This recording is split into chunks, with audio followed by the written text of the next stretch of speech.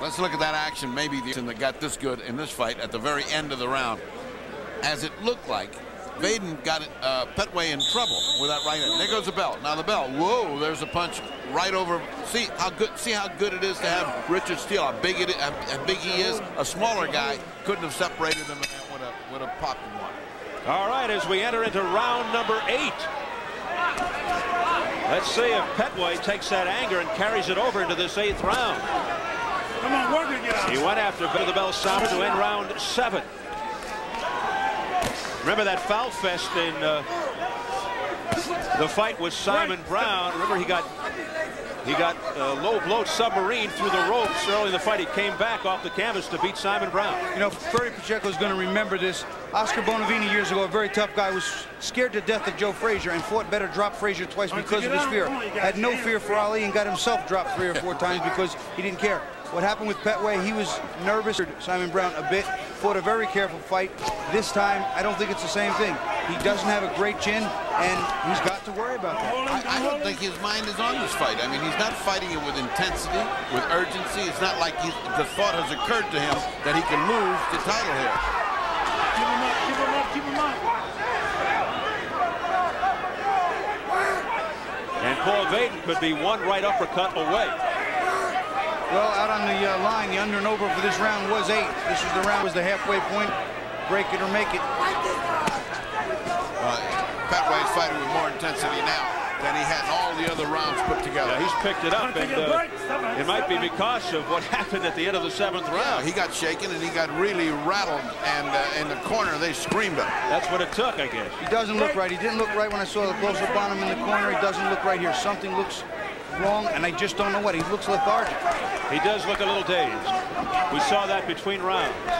Or at the very least, it's not focused. Doesn't look like this is the most important thing he's got to do tonight. Well, let's see if the challenger, Paul Vaden, can take advantage. Good crisp combination by Vaden.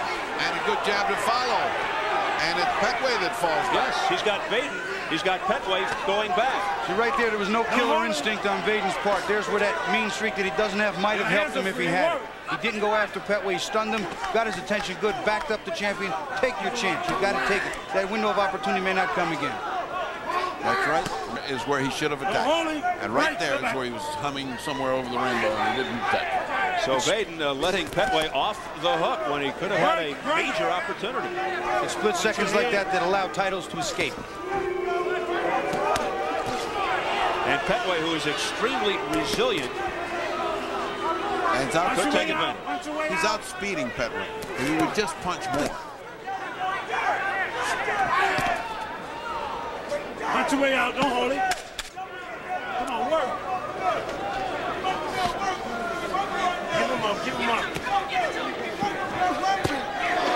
Clubbing right by Paul Vaden to end this 8th round. So some more dignitaries in the crowd. We'll get a shot of Terry Norris. Terrible Terry trying to win back his WBC Super Welterweight Championship a week from tonight against Luis Santana in their 3rd go at it. Twice this man has been disqualified in some wild, bizarre fights against Luis Santana, who has won both on a stretcher. Yeah, and it really is too bad. One of the nicest guys in boxing is that guy right there, Terry Norris. One of the sweetest guys, one of the nicest guys out. His whole family's nice. And inside the ring, something clicks. Well, his mean streak takes over. Yeah, he does have a mean streak. All right, let's take a look at Vaden's combinations. That might have won this round for him. God, you can't pick too much between each fighter, but look at these combinations. Now, directly right on, both landed. Well, once it starts, he poses and looks at him. Look at him. Stop. And he looks, that's what Bobby talked about, no killer instinct. He didn't go after it. Round number 9. A lot of gunk, Vaseline all over the face of Paul Vaden. Let those punches slide. Richard Steele lets it slide. Yeah. Come on, punch your way out. Oh, nice punches. Pettway is not responding. I just don't see the fire he used to have. There's got to be, you know, a little urgency when you're getting hit. Best action for Vaden occurred late in the 7th when he stunned Pettway with just a few seconds left in the round. And as the bell sounded, Richard Steele stepped between them. But Pettway continued to try to fight back. That has been the most fire we have seen from Vincent Pettway to this point. Right. It was a similar fight in the last one, except the intensity was so high, and Obakar was chasing with such intensity and fury. Here, in the role of Obakar, we have Pettway doing it. The pace picking up a bit here now, and Pettway trying to bull his way in. He's got Vaden against the ropes. Vaden just trying to protect himself in the middle.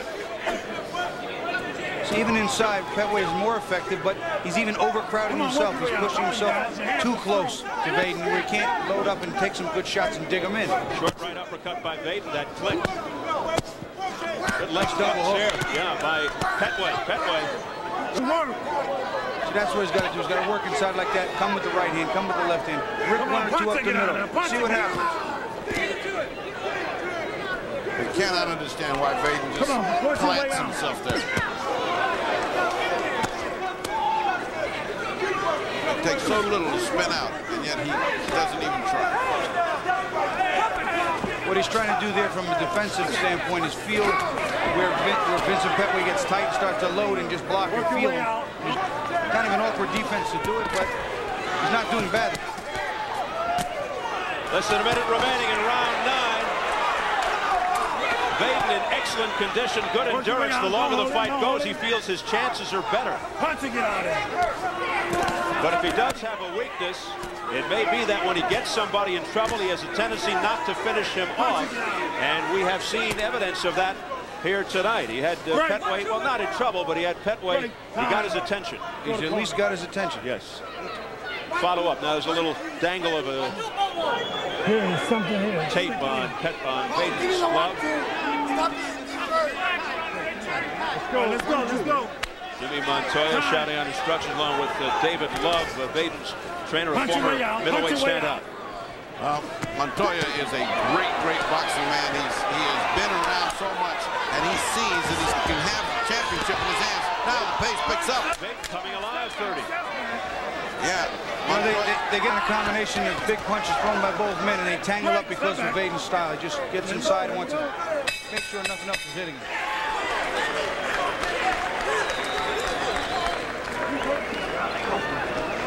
You heard him with the uppercut, you heard him with the straight right hand.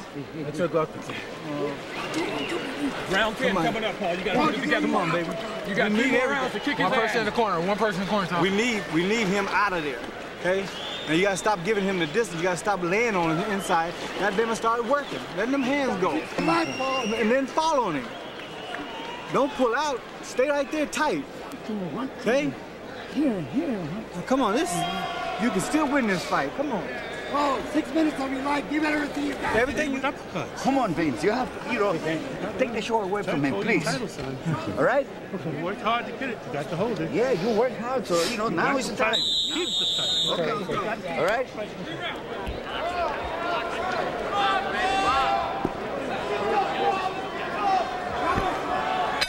Somebody's got to get their arithmetic together in that corner. Somebody's yelling out, come on, 6 minutes to go. They said they were good about boxing. They never said they were good in math. 3 rounds, 9. I'll tell you what, I've known men that say there's only one more round, say it 4 or 5 times in a row. Oh, right. Anything to motivate a fighter. I think it motivates you too good when you come back to the corner. I said, I thought you said that we had no more rounds. I said, oops, made a little mistake. 3 more minutes. Just miscalculated by a hair. Yeah, this time it's 6 minutes. Last time it was. All right, round 10. 3 rounds to go or less. Look how well he does from out there, Bobby. Look how well Paul Vaden does from outside. Why would he ever stand still? They told him in the corner, don't get up on the ropes. Vincent Pettway just seems zapped. He seems sapped. Something is wrong. He's not, I don't know. He doesn't seem strong. He doesn't seem crisp. He's never, he's just never had the intensity in his eyes or his body. Certainly not what we saw against Simon Brown in the fights of the year.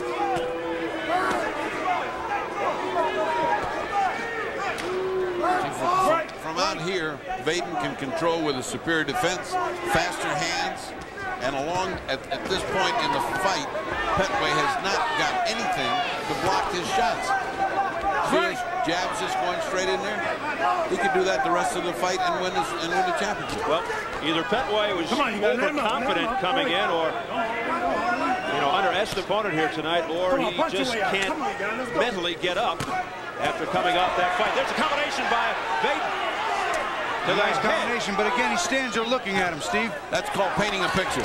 I mean, you hit him 3 or 4 times, and then you stand there. Good cornerman said, what are you, painting a picture? Go back in there and hit this guy.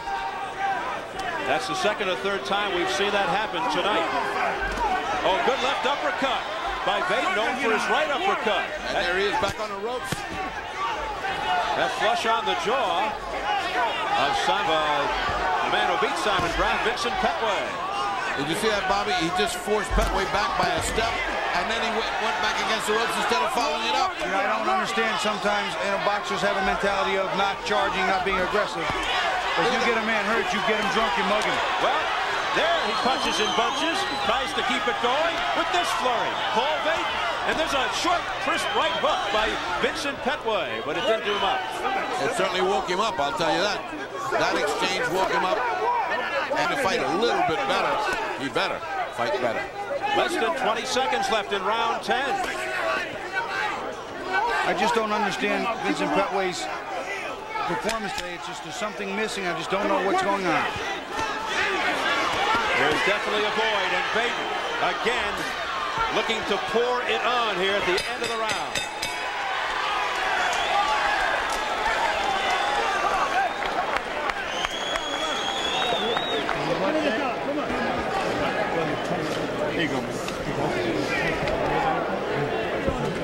You realize that fight? Vince, you let him take the play away from you. Okay, it's just come on, it's a more than time. You got to be hurt with this. Okay. He's getting off the hook and he knows what he's doing, and he keeps pressing you, and you let him get away with it. Every time he flirts like that, he stands right there to the punch back in the flirt. Well, here you'll see the Vaden doing some damage. Pettway right now just trying to block and get out of the way.